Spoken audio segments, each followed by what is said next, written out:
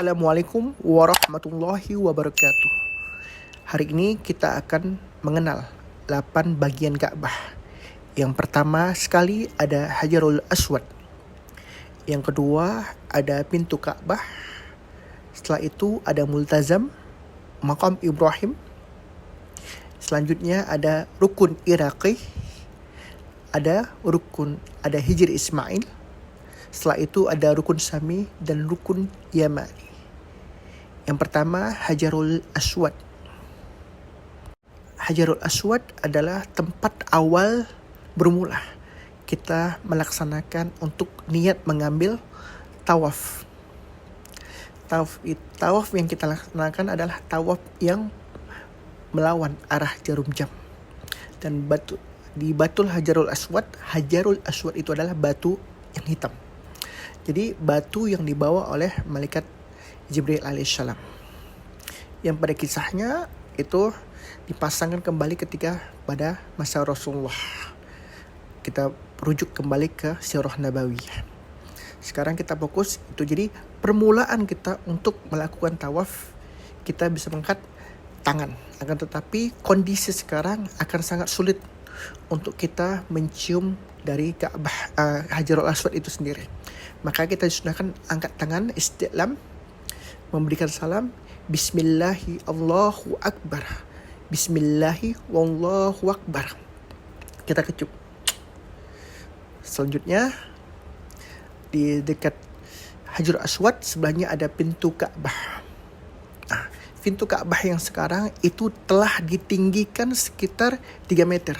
Untuk apa? Untuk mengantisipasi banjir. Karena kita ketahui sendiri bahwa medan dari Ka'bah sekitarnya itu dikelilingi oleh gunung-gunung. Ada Jabal Abi Qubis, Jabal Omar, dari Bukit Sofa ada Bukit Marwah, yang semua itu saling menyambung pegunungannya yang ada di sekitar Ka'bah, yang ada di sekitar Masjidil Haram.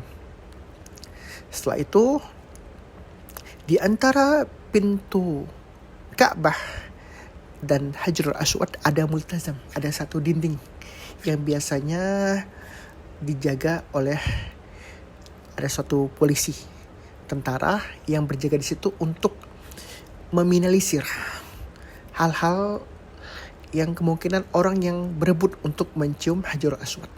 Nah, Multazam itu ada hadis musalsalnya, adalah tempat mustajab untuk berdoa. Jadi Abdullah bin Abbas radhiyallahu anhuma pernah berkata, "Wa ana fama da'awtullah bisyai'in fi hadzal multazam munzu sami'tu Rasulullah sallallahu alaihi wasallam illa istajab li." Jadi Abdullah bin Abbas pernah mendengar dari Rasulullah, apapun yang kita doakan di sini, insyaallah akan terkabul.